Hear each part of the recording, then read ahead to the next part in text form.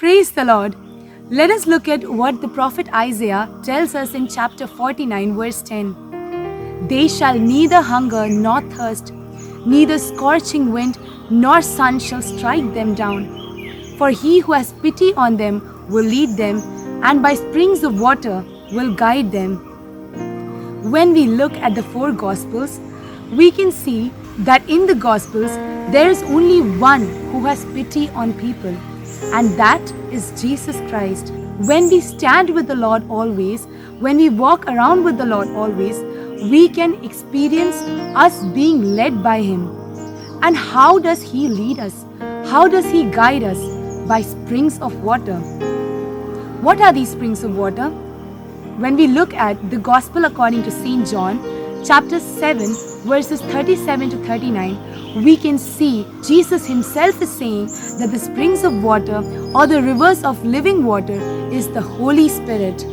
We had commemorated the Passion and the death of Jesus some 7 weeks back on Good Friday.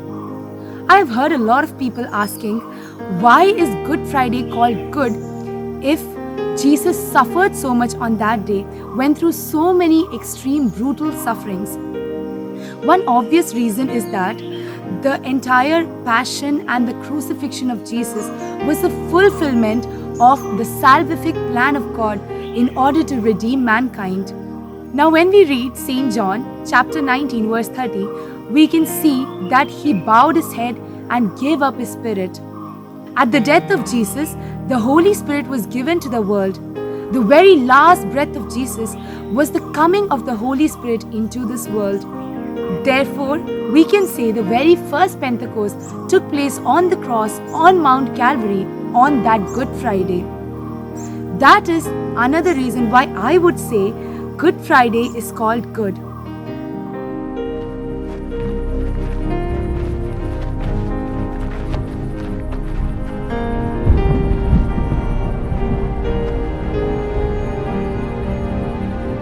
You will be my witnesses in Jerusalem, and in all Judea and Samaria, and to the ends of the earth. Go into the world and preach the gospel to all creation. We may think that we are incapable of so many things.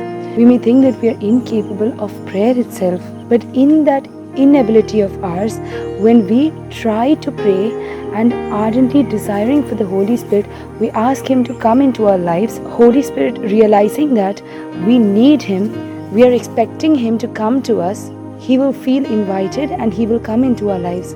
This is exactly what Saint Bonaventure says.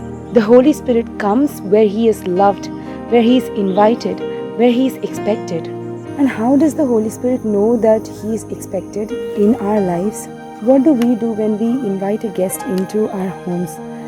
We quickly clean up our homes, make it ready for the guest, make it nice and clean, right? Similarly, the Holy Spirit knows that He is invited and that we are expecting Him into our lives when we clean up our hearts and our minds of all sorts of impurities and make it clean and lovely. St. Luke chapter 3 verse 16 says, He will baptize you with the Holy Spirit and fire. Why fire? What does a goldsmith use fire for? For purifying gold. Similarly, fire signifies purification. So when we say He will baptize you with the Holy Spirit and fire, it means that we will be purified. It will lead us to repentance.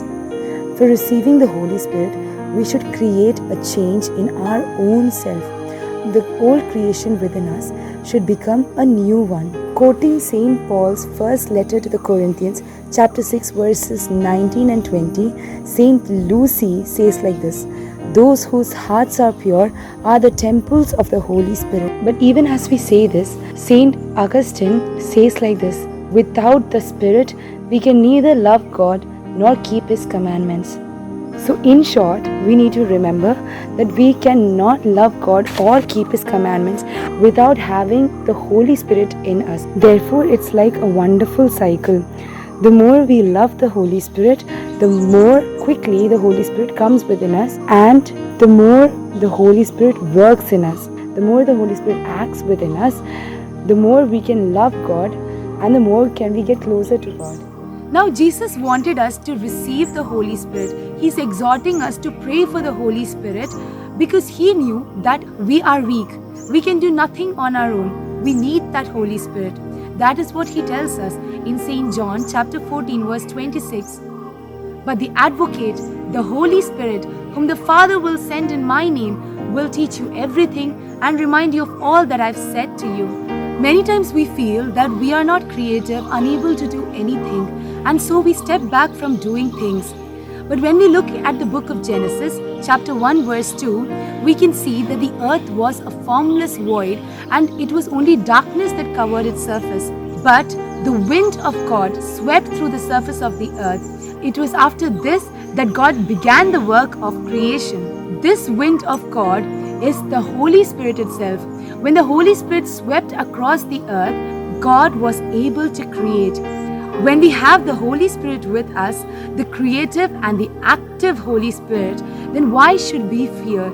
Jesus tells us in the Gospel according to St. Matthew, chapter 19, verse 20, where 2 or 3 people are gathered in my name, I am there among them. In these times, we may not be able to gather in a community and pray together.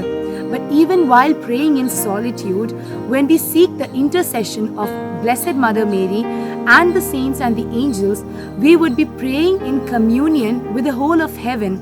And on the day of Pentecost, what happened was that when they all were praying in union with Mother Mary and the apostles, the powerful anointing of the Holy Spirit took place on that day. So even when praying alone, when we join with the whole of heaven, we would be praying in that community, and hence Jesus would be present in our midst, and where Jesus is there, the Father and the Holy Spirit would be present.